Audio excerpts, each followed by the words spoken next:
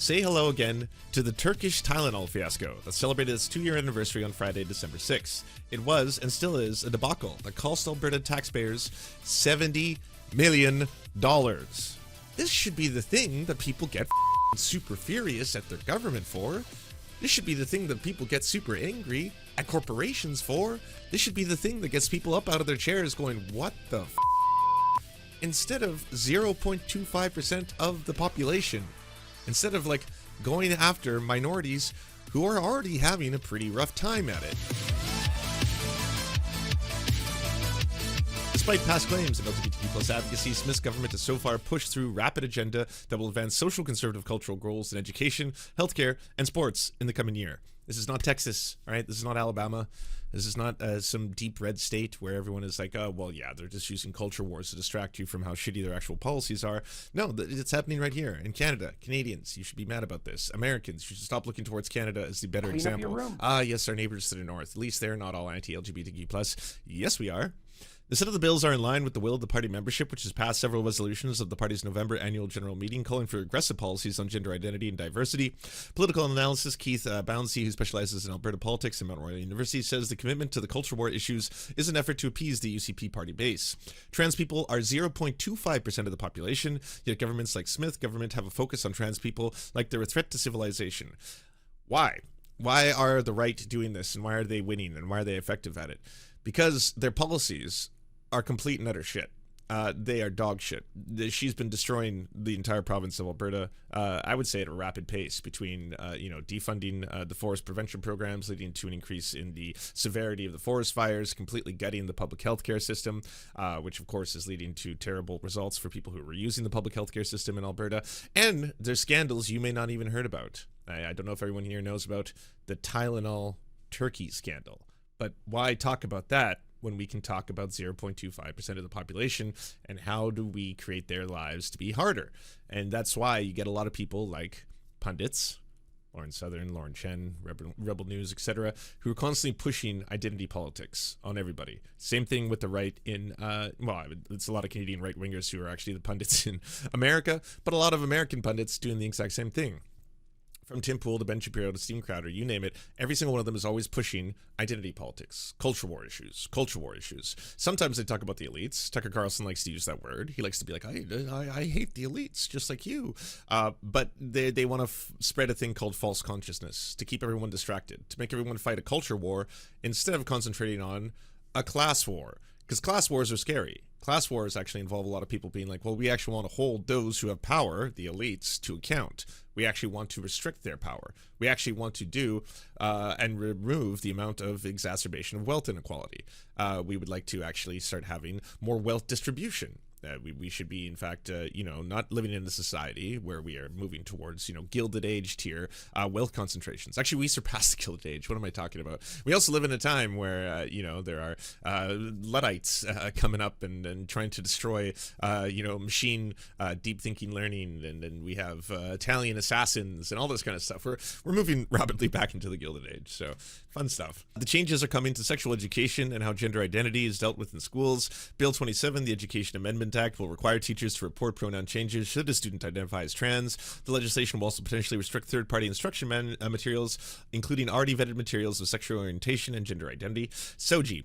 This one is so sad because studies came out to show that these programs help everyone. All students, including cis kids, of which they are the vast majority, but all kids, whether they are gay, straight, trans, cis, they all benefit from these programs because it reduces the amount of bullying overall. There's way more cis kids than there is trans kids. There's way more straight kids than there is gay kids. And so if kids learn that it's totally normal to be gay or to be trans or to be asexual, then they're less likely to bully each other and call each other names based on, hey, this is the category you shouldn't be, etc. So it helps cis kids too. Way more cis kids than gay kids are called the F-slur because all kids are calling each other these kind of names. All kids are picking on each other. So that's why these programs have shown themselves to be very beneficial and reduce the amount of bullying in schoolrooms. They're good. They're good. Parents, these things are good for your kids. They will make everyone's lives safer. Please, for the love of fuck, stop trying to target them and saying that they are trying to teach kids sexuality, or they're trying to teach kids about how to use dildos in classrooms, or they're trying to teach kids how to use sexual positions that I haven't even heard of. No, they're not. And they're trying to teach kids that it's okay to be gay, as it's okay to be straight, as it's okay to be who you are. You're not a bad person. You deserve the same amount of safety and love as everyone else. The bill is getting pushback from parents, school boards, and teacher organizations. Healthcare will also be affected, prompting more pushback and possible legal challenges from advocates. Sweeping reforms are expected through Bill 22, the Health Statutes Amendment Act. The bill amounts to restructuring the Alberta healthcare system that will break Alberta Health Services up into 4 parts, each reporting to the Health Ministry. The new sectors are primary care, acute care, continuing care, mental health, and addiction. I'm glad we have a premier that thinks she knows better than the medical community.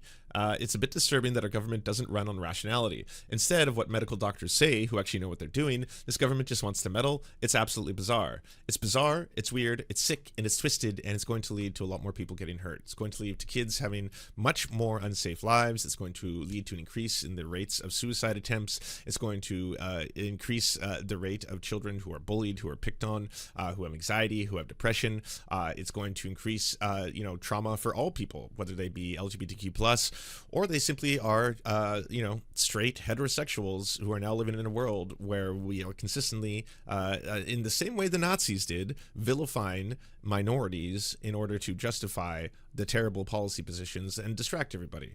It fucking sucks, but they are having quite a bit of success passing this through. And like I said, it's to distract you from a lot of shitty stuff. Not a lot of people know about this, but hey. A largely forgotten topic popped up in my year-end interview with Premier Daniel Smith a few days ago, when it popped up because I asked about it.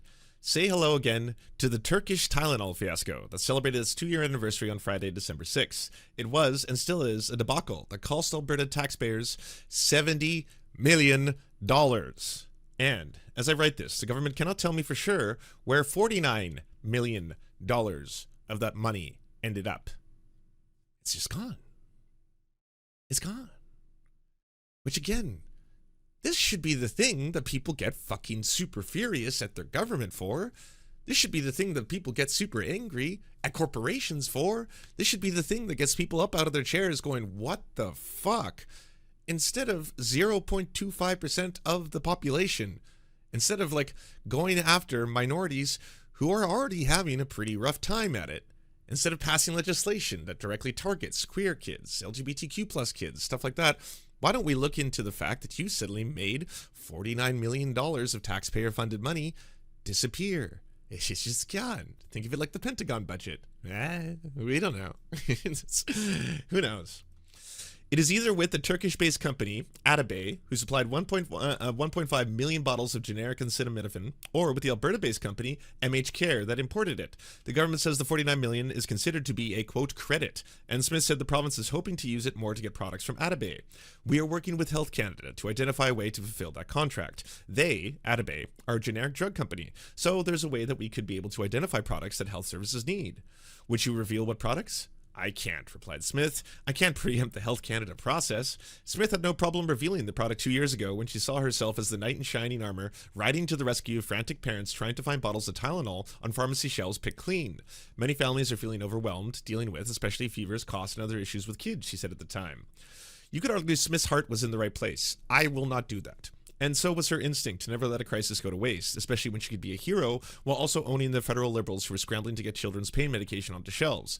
So yeah, in theory, the whole thing kind of seems like you could pitch it as that. Be like, hey, by the way, there's currently a shortage of this medication. A lot of parents are looking to get their hands on it. And obviously this is, there are supply chain lines that have been disrupted from COVID. There's, difficulty for us to be able to stock the shelves with this, drug. And so I'm looking towards sourcing it from another country. Again, on paper, none of that's bad. None of that is wrong. But it turned out to be a promise made without proper planning, transparency, and accountability. It backfired spectacularly, and in so doing provided a glimpse into the motivation of a premier who often makes decisions and the policies on the fly, with Albertans left holding the bag. The government, though, through Alberta Health Services, prepaid the entire $70 million up front, with an extra $10 million spent on processing and transportation. Only 1.5 million bottles of acetaminophen that cost $21 million were delivered before Health Canada stopped more importation because the shortage in domestically produced children's pain medication was over. In fact, Health Canada reportedly warned Alberta the window to import might be closing quickly, but Alberta pushed ahead. Not only that, but because of the high viscosity, the Turkish-made drug clogged the feeding tubes of fragile patients in hospitals and was banned in neonatal intensive care units. And because it was weaker than regular Tylenol, it was sold only behind the counter in pharmacies. again, one of those things where it's just like, I got the solution. The solution is we got to import all of this Turkish-made acetaminophen. Okay, is it the same? Is it the same product? Have you looked into this? It seems like a pretty complex thing to do on a mass scale if you're going to be spending $70 million importing all of this acetaminophen to try and close a gap. Did you know when that gap closes, because all of a sudden domestic production ramps up, that you cannot just simply import as much as you want? Can it be used in the same way? Can parents buy it over the shelf? Can they take it from store shelves? Or could it cause a whole bunch of complications? Have you looked into any of this? No. But I want to tell you about how much I hate, love trans kids, and why you should be all angry about trans kids. Please keep talking about trans kids. Trans kids. Don't ask questions about this, or my ineptitude. Don't look into this, or my ineptitude. I would prefer if we just talked about trans kids all fucking day. This playbook, by the way, this should scare everyone, everywhere, because she's doing it. She's winning. This shit is working.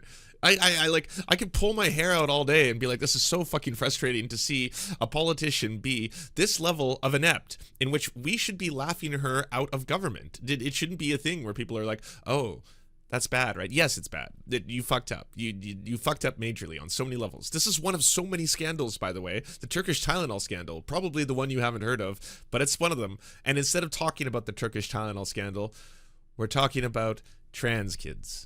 And it works, and it dominates the conversation, and then people get angry, and parents get angry, and they're like, oh my god, they're trying to remove our parental rights, and she just sits there smiling, being like, yes, they're trying to take away your parental rights of 0.25% of the population, which doesn't affect you probably.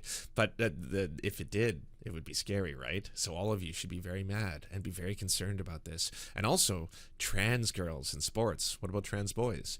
I don't understand that. But trans girls in sports, that's scary, isn't it? Aren't you afraid? Aren't you all scared of that? Well, hey, we need to patch legislation to make sure that trans girls, biological boys, can't play inside of sports. We have to do that. And Soji, did you hear about that? I don't really know the details, but can you explain it to me?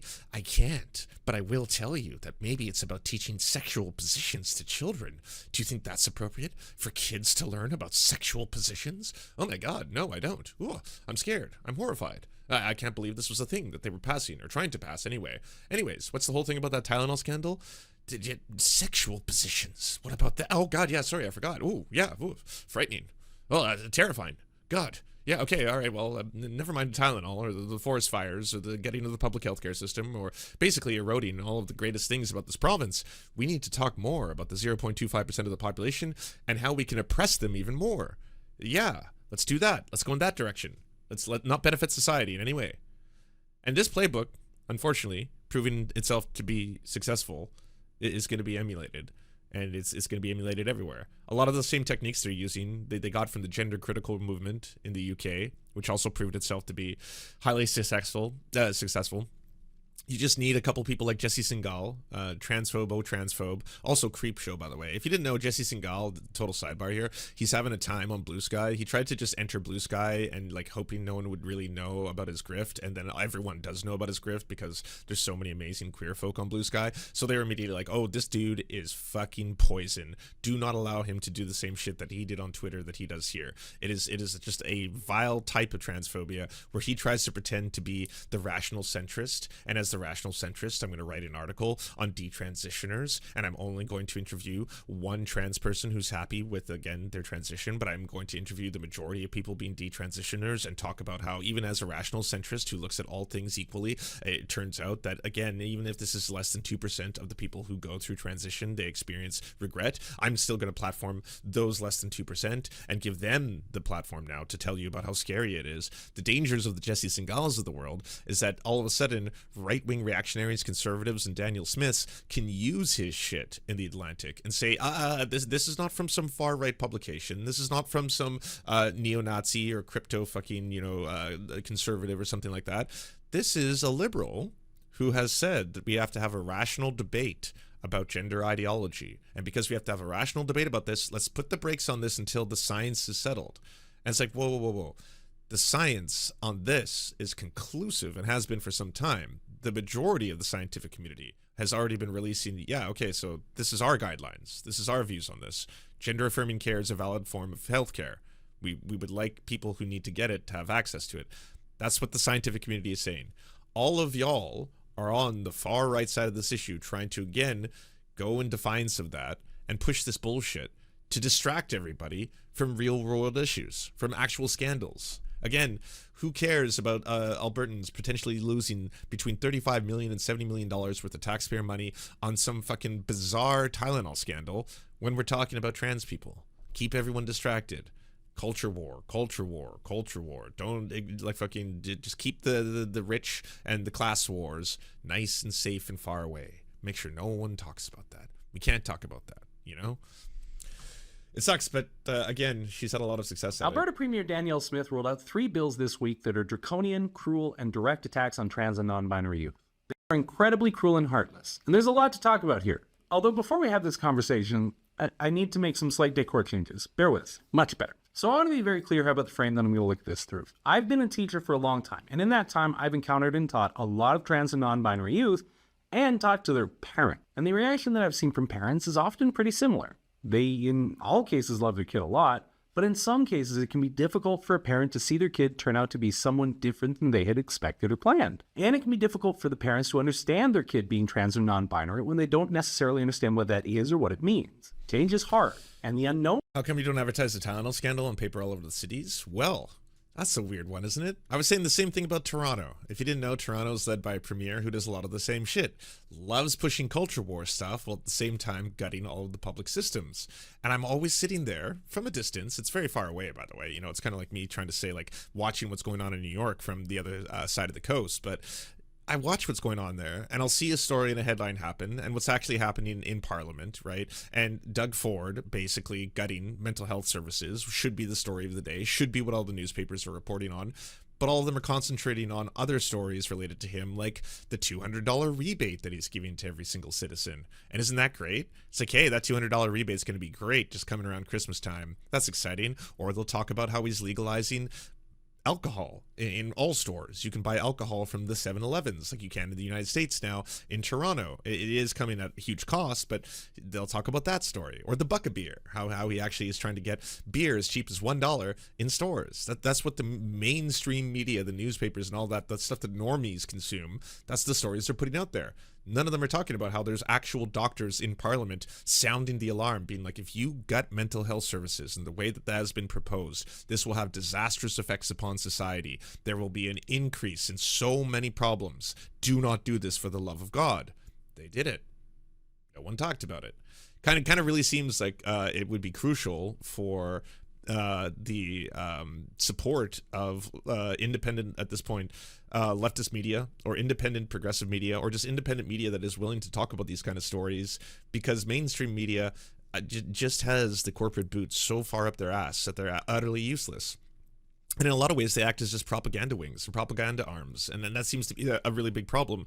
The good thing is that there has been a huge shift, because younger generations, they don't consume newspapers, television and that kind of stuff. So legacy media is giving way just by virtue of the fact that more people want to consume stuff online to stuff like TikTok. But then they'll go and ban TikTok, or they'll go after people and streamers who actually speak out against, say, the genocide of Palestinians, and then find a way to target them, being like, you can't do that. You can't be against genocide because this is a form of anti-Semitism. It's like, no. I'm not trying to criticize all Jewish people. I love Jewish people. I'm trying to criticize the actions of a sovereign government of Israel. But well, look what's happening with Hassanabi at this point in time, and now people are trying to say that he's responsible for the Twitch apocalypse, the adpocalypse on Twitch. Companies like JP Morgan Chase don't want to advertise on Twitch anymore because Hassan Piker is on the platform, and he's anti-Semitic, and JP Morgan wants to distance itself from anti-Semitism. Fun side note, JP Morgan's VP was just found to be one of the neo-Nazi accounts operating anonymously on X, Twitter, the everything app. I think they've since been removed, to their credit, but that's kind of wild, isn't it? That company would be like, hey, by the way, we'd like to take a stance against Hassan Piker and his vile anti-Semitism on Twitch by not advertising on the Twitch platform anymore. And yes, we've also removed that VP who was exposed as turning out to be the owner of the neo-Nazi account, anonymous one, on the Twitters. I can't think that that's something that like y'all didn't have any suspicions of before working in the company. Like at no point did he just at any point say something a little bit bizarre, like, yeah, sure is weird how there's so many immigrants coming into the country, eh? What do you say about that, Mr. VP? Just weird, lots of immigrants come in. Okay, Mr. VP, what else do you have to say? I don't know. It is also kind of weird how the country is just looking a little bit shaded, if you catch my drift. A little bit, let's just say tanned. That little less of the pure cream, if you know what I'm saying, right? I'm talking about how I like my coffee. I'm not trying to be like I don't know, racist or a Nazi or something like that. I'm just saying that I prefer it to be very creamy, diluted almost. I'm like, was there none of that? It was just complete out of left field to the fact that the guy was running a neo-Nazi account on X, an anonymous one. I don't know. Seems strange. But. So we're going to try to approach this with compassion and understanding. Because yeah, there are some raging transphobes who are driving these bills. But the problem is that there are a lot of people with genuine, sincere concerns who just care. They just don't want to see kids hurt. And the lack of information is being exploited by bad actors in order to target vulnerable children. And so we're going to take some time to understand not only these bills, but why they are specifically intended to harm kids who just want to live their lives. So first up, we have the Health Statutes Amendment Act 2024, Bill 26. Now, the Alberta government loves to put very warm and fuzzy framings on this sort of story, so they're calling it the Preserving Children's Right to Make Life-Altering Decisions Bill, which is unbelievably misleading. So in order to understand this bill, you need to understand a little bit about the nature of the medical care that a trans and non-binary youth may receive. So when somebody is young and questioning their gender, there are a lot of different steps in that process, but one of those common steps is puberty blockers. And this term immediately sends a bunch of people into a panic. They hear this and they think that's going to make permanent, unalterable changes to a young person, which is surprisingly enough the exact opposite of the case. The research shows that the effects of puberty blockers are reversible, but also think about what the actual medication is trying to do here. It's trying to block puberty. Now, when people hear that, they panic because they think that's a natural process that needs to be allowed to happen. But what they aren't doing is asking the question, why would someone want to block puberty in the first place? The answer is very simple. You know what causes life-altering changes to your body? Puberty. It's a biggie. The changes everybody goes through during puberty are significant, and so if a young person is identifying as trans, maybe they don't specifically want to go through male or female puberty and have those changes happen to their body. Now, that doesn't mean that they're going to suddenly turn around and go through puberty according to a different gender. It means they're going to start taking puberty blockers to block that puberty. That's why they got the whole name. The idea...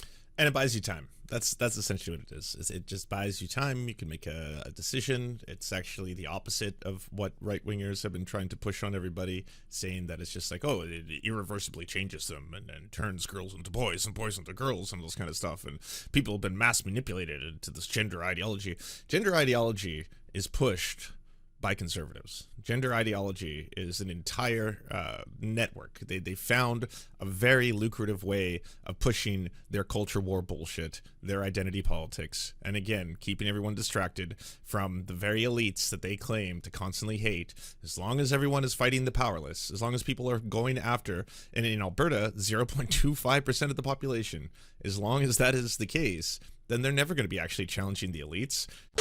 Hey, if you'd like to unlock secret bonus episodes as well as uncensored content, go to patreon.com/The Serfs. This show is produced by Anna Loves Riley, Arian McCarthy, Cheryl Alvarez, Comrade Junkie, Doug Caddy, Everything Important, Hagbard Celine, Jimmy Sombrero, Multimondi, Omni, Political Puppy, Preston Kroll, Quiet 185, Riley and Anna, Roller Dragon, Cernicus, Stellar Gwyn, Sebastian Demel, Travis McClinton, Trincell, Words Greenwood, with additional support coming from all of these amazing human beings right here.